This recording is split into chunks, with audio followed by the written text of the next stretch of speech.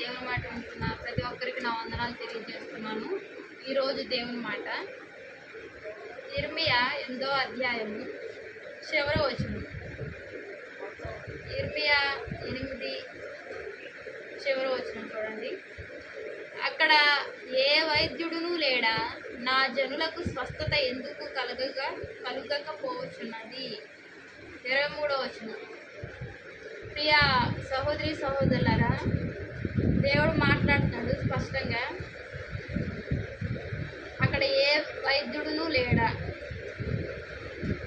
ఇది ప్రజల యొక్క వేదనను, వారి యొక్క బాధలను చూసి దేవుడు చాలా బాధపడుతున్నాడు.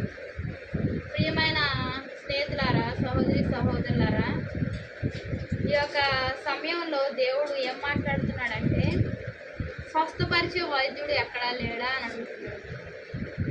మనల్ని స్వస్థపరిచే సంఘ కాపరి, మన యొక్క లోపాలను ఎత్తి చూపే కాపరి మనకు కావాలి. ఈ రోజుల్లో వాక్యము మనకు వినబడుతున్నప్పుడు, మన హృదయాన్ని తాకినప్పుడు మనము సంతోషపడే వారి యొక్క జాబితాలో ఉండాలి, బాధపడే వారి యొక్క జాబితాలో మనం ఉండకూడదు. దేవుడు మాట్లాడే దేవుడు. ఎవరి ద్వారా మాట్లాడతాడు? ఆనాడు ఐగుప్తీయుల యొద్ద ఇశ్రాయేల్ ప్రజలు బానిసలుగా ఉన్నప్పుడు దేవుడు మోషేని ఏర్పరచుకొని మోషే ద్వారా ఆ ఇశ్రాయేలీలందరినీ అక్కడ నుంచి ఐగుప్తు దేశం నుంచి ఇశ్రాయేలందరినీ వెలుపలికి రప్పించిన గొప్ప దేవుడు. అదే రీతిగా ఈ రోజుల్లో కూడా మన యొక్క స్వస్థత, మన యొక్క రక్షణ లేక అస్వస్థత దశలో పడి ఉన్న మనకు మన యొక్క సంఘంలో చెప్పే కాపరి యొక్క మాటలు మనల్ని స్వస్థపరిచే విధంగా ఉంటాయి. దేవుడు వారిని ఏర్పరచుకున్నాడు, మనం వారి మాట వినాలి. ఇది నా కోసమే చెప్తున్నారని మనం ఏమాత్రం అనుకోకూడదు. ప్రియమైన దేవుని బిడ్డలారా, ప్రతి వారం దేవుని సన్నిధికి వెళ్ళాలి, దేవుని మాట వినాలి.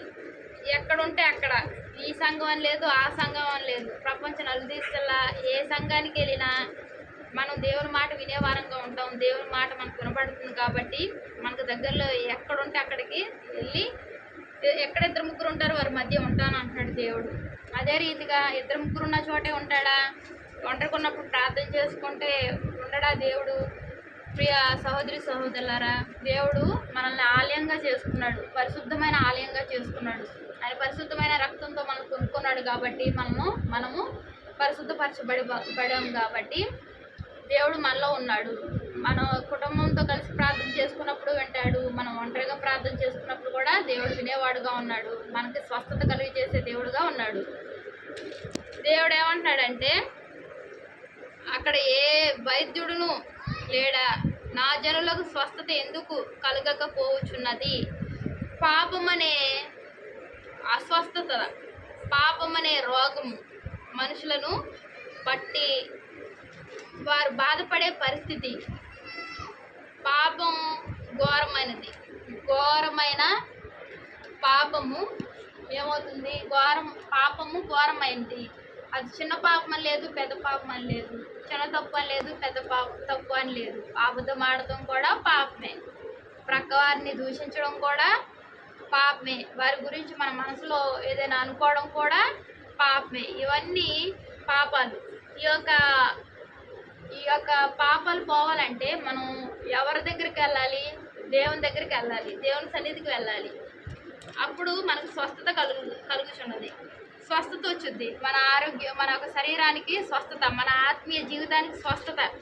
మన ఆత్మీయ జీవితం ఎప్పుడైతే స్వచ్ఛంగా తెల్లని పాలవలే, అలాగే హిమం వంటి మంచు వలె, అలాగే ఎంతో పరిశుద్ధమైన తెలుపుతో ఉంటే కనుక మన ఆత్మ ప్రశాంతంగా, అలాగే సమాధానంగా, ఇతరులకు బాధ కలిగించే రకంగా కాకుండా ఇతరులను కూడా ఆనందపరిచే రీతిగా ఉంటుంది.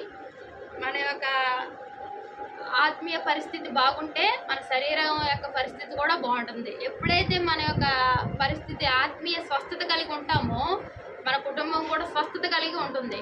మన కుటుంబ సభ్యులు ఎవరైనా అనారోగ్యంగా ఉన్నప్పటికీ అది ఒక గంట అవ్వచ్చు, ఒక పావు గంట అవ్వచ్చు, 10 నిమిషాలు అవ్వచ్చు. ఒక జలుబే అవనే, దగ్గే అవనే, జ్వరమే అవనే వెంటనే తగ్గిపోద్ది.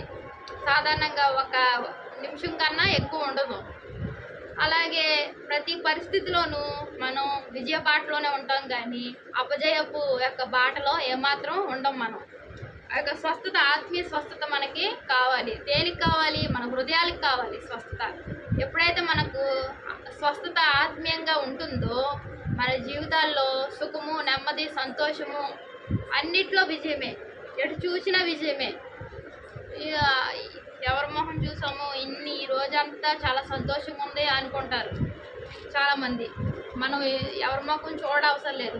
ఉదయం లేకగానే దేవుడి ముఖం చూస్తే ఆ రోజంతా మనకి సంతోషం, సమాధానం, శాంతి మన జీవితాల్లో, మన బిడ్డల జీవితాల్లో, మన యొక్క కుటుంబంలో సభ్యుల యొక్క జీవితాల్లో సంతోషం ఉంటుంది.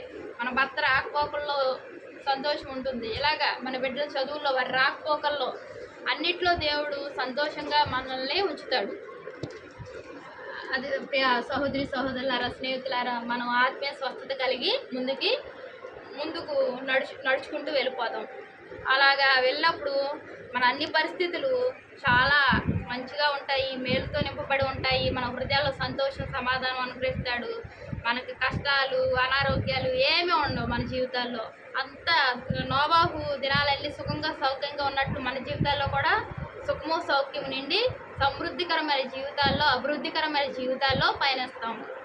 దేవుడు ఈ మాటలను దీవించిన కాక చిన్న ప్రార్థన చేసుకుంటాం. మహాప్రేమ గల తండ్రి, కృపగల నాయన, నీకు ఎన్నో వందనాలు, స్తోత్రాలు చెల్లించుకుంటానయ్యా. ఈ సమయంలో నీ పాద సన్నిధికి వచ్చాము తండ్రి నాయన. దేవుని మాట వింటున్న ప్రతి ఒక్కరిని ఆశీర్వదించండి, దీవించండి. చిన్నలేమి పెద్దలేమి ప్రభువనైనా, సహోదరులు సహోదరులు తండ్రి నాయన, యేసయ్య నాయన, స్నేహితులు ప్రతి ఒక్కరిని ప్రభు పేరు పేరున ప్రభువనైనా మొదటి నుంచి చివరి వరకు చూస్తున్న ప్రతి ఒక్కరిని ఆశీర్వదించండి ప్రభు. వారి జీవితాల్లో ప్రభువనైనా నెమ్మది, సంతోషం, సమాధానం అనుగ్రహించి నడిపించండి అయ్యా. తండ్రి నాయన, ఆత్మీయ స్వస్థత కలిగి ప్రభు మేమందరం ప్రభు నీ మేళను పొందుకొనిలాగిన ప్రభు నీ కృప మాపై ఉంచి మమ్మల్ని కరుణించి ప్రభు సహాయం చేయమని సహాయం కోరుకుంటూ నా ప్రభుని ప్రియరక్షకుడు అనే యేసుక్రీస్తు వారి నామంలో అతి వినయంగా బ్రతిలాడి వేడుకుంటున్నాను తండ్రి. ఆమేన్, ఆమేన్. Praise lord.